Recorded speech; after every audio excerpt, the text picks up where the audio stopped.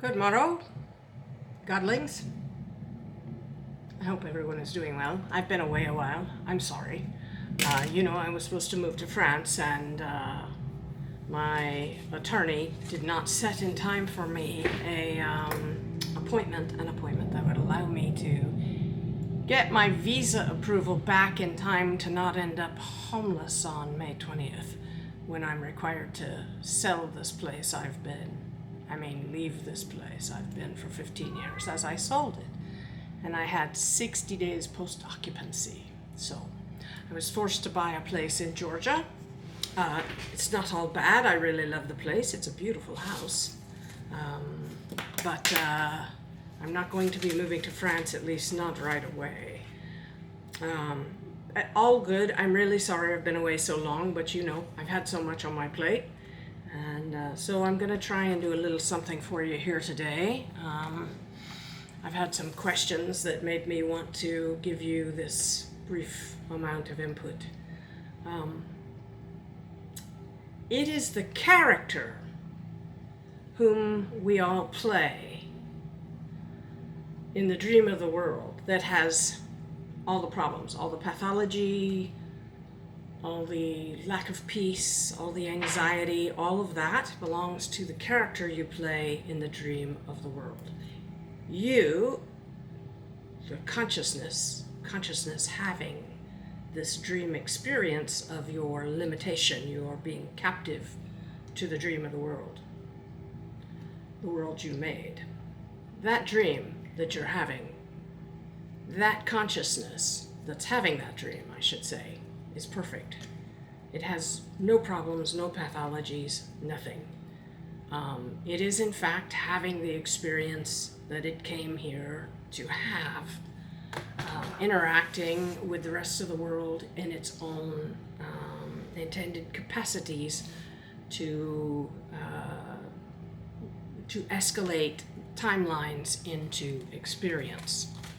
Okay, so when you shift from being identified with the character who has a story and a body and a lot of baggage, which serves as the resistance under which that character labors to lucidity in the dream of the world, that character, when you stop identifying with it, when you, consciousness, suddenly begin to waken, and this is the only awakening there really is, when you begin to waken in the dream of the world, you begin to observe all the self-talk and expectations that have been serving to create your experience. And because you're now observing it, you have opportunity to manage it. You can't change anything about your apparent situation by changing things in the outside world. With the arms of flesh, in other words. What comes first, at least the order in which these things occur? The world appears to change as you change, as your self-talk about the world changes. Okay. So there was a question that particularly set off this little thing today. And I don't remember exactly what it was just now, but this fit it at the time. The objective is not to develop siddhis, although siddhis, which are the ability to do things that defy our expectations about the rules of how this world works and what we are capable of doing here. It's not to develop these siddhis, although siddhis show your empowerment and your wielding of your will over your experience in the dream of the world. And so I do think it is a good thing. I find very odd that the traditions that say, no, you don't want to seek these powers. No, you don't want to seek them for themselves, but as culminations of your experience of your godly estate, your empowerment in the dream of the world. That is a culmination of your growing lucidity. So while you don't seek the siddhis for themselves, they are a really good sign that you're coming into experience of your godly estate.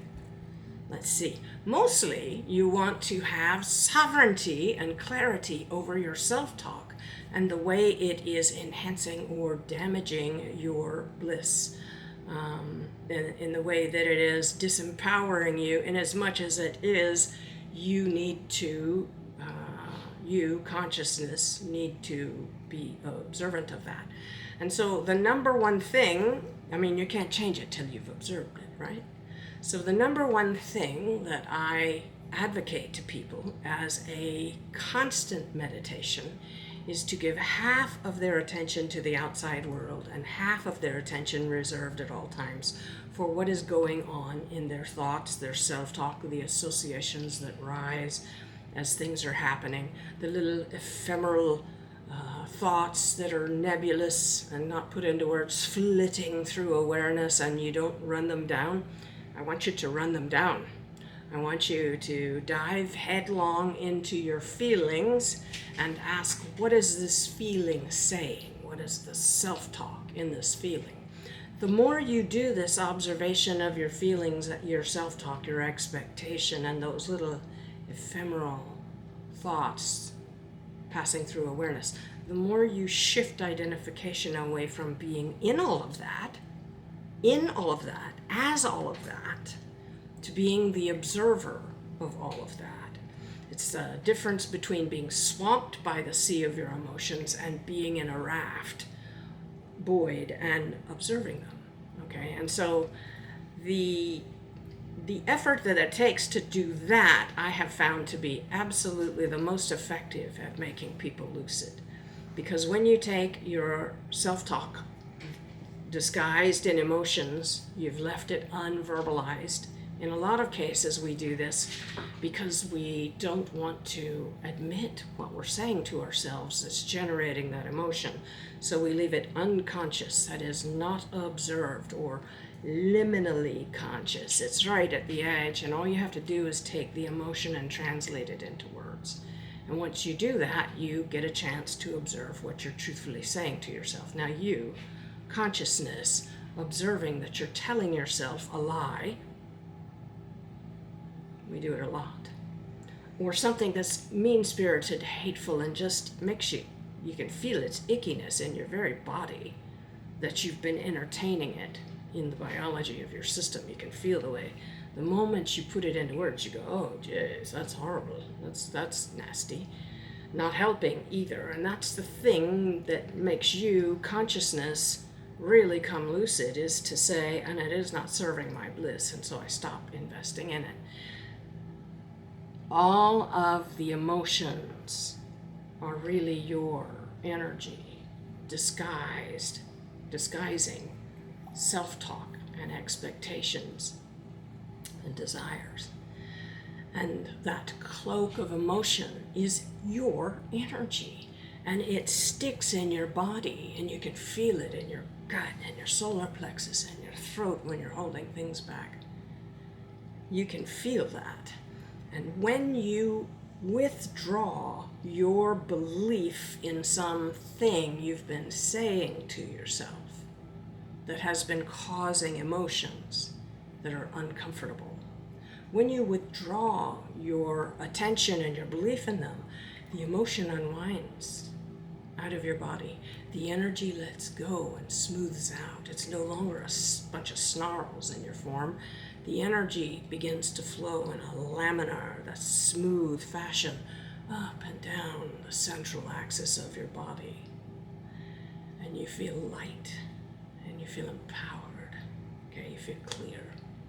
So every time you, consciousness, observe what you've been saying to yourself as unfair, false, unloving, and not serving your bliss, and you simply decide to stop believing in it, and that's really all that happens.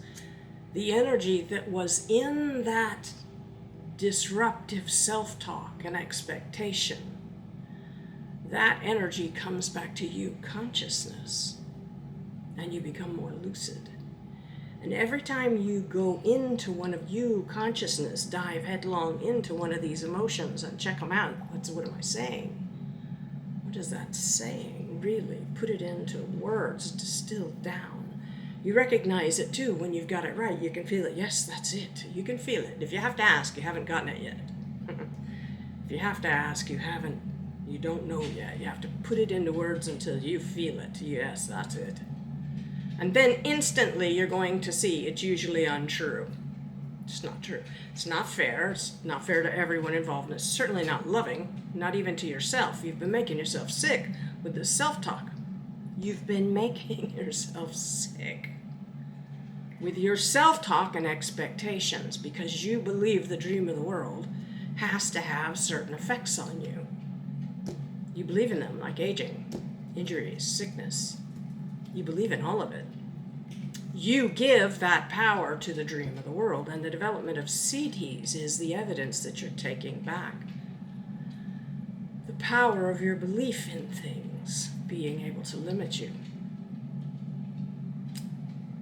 It's pretty impressive, actually, the shift that happens, the change in who you sense yourself to be, what you know yourself to be. When you're ready to set aside the victim status and all the excuses you've made, because you're afraid of your own success and you're afraid of failure too. So you put yourself in situations with the stories you tell yourself in order to handicap yourself so you have an excuse for why you failed. But this is the point. Awakening, lucid in the dream of the world, is the point. None of the other stuff, none of those accomplishments matter, nor are they that big a deal held up against lucidity, the lucidity that says to every unhappy, unhealthy, painful emotion, what are you saying to me? What am I saying to myself? What am I expecting? That lucidity that catches you expecting the outcome you do not will to find or experience, but you catch yourself if you observe. If you observe, you catch yourself expecting what you do not will to find. You catch yourself looking for it instead of looking for what you do will to find. So this shift is what you're after. It leads to everything else, and that's why Jesus said, seek ye first the kingdom of God, and the rest will be added to you. He was talking about lucidity, your godly estate. You are a godling. A chip off, not even a chip. You're still connected to all of it. You're just a little conceptual trait package and perspective. And we propagate, we fractalize, just the way God fractalated into us. We continue the same process.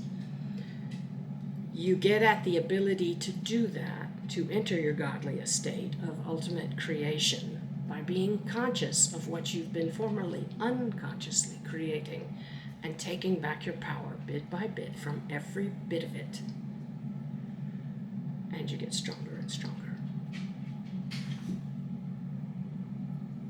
Happier and happier. More peace. Because that is what you are. You're unassailable. What you are cannot die, nor suffer loss. I hope that helps. I love you all. You are not who you think you are. I'm just here to try and shake you awake, because the awakening is lucidity in the dream of the world. And that is the great shift from being identified with your body, your story, your victim status. What you will be is free. You disidentify with all of that, and you are free, and you are in your power. And that's all I'm advocating you work towards, because that's where you start. That's not even the culmination of discovering what you are. It's just the start. And it's also your liberation. It's your peace. And you'll finally step into your flow. I'm 66. I'm a late bloomer. I did not find my stride until I began this process I'm describing to you, because I went through Lexapro withdrawals and had to do it just to survive the personal purgatory of that chemical readjustment. It took 9 months.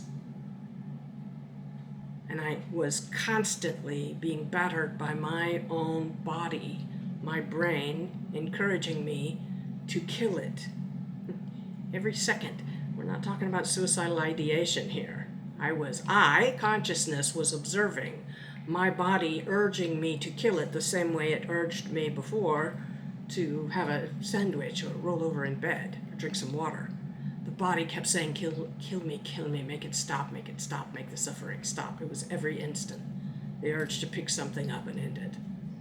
So I had to be the observer, really present, observing that self-talk and those things rather than being them, or I'd have done it. That's what's really set me free. And so it's being observer mode without being under that constant duress, doing it of your will and your desire to awaken in the dream of the world and join with the rest of those that are awakening to imagifest together the new earth, the dream of awakening.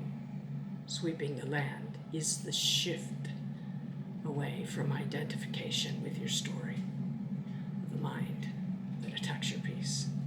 You become the chooser and the architect of what you tell yourself. And it's very good. I'm not saying you don't still have challenges. The challenges, they're really opportunities. Every one of them are opportunities to get more and more lucid. This is what you learn. Suddenly everything that used to scare you, you now go, oh look, more energy ready to come back to me. Right there, I can feel it in the way I'm disrupted right now, that this is an opportunity for me to become more lucid yet.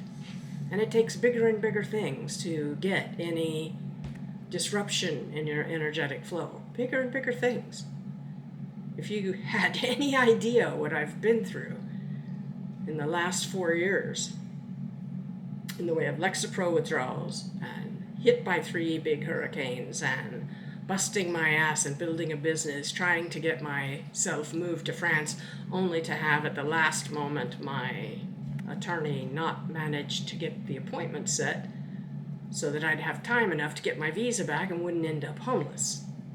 All of that. Now I'm buying another house and moving out of the place I've been in for 15 years. Any psychologist will tell you that's a hell of a lot of stress. Well, only if you say so. And remember that. It's all a matter of if you say so.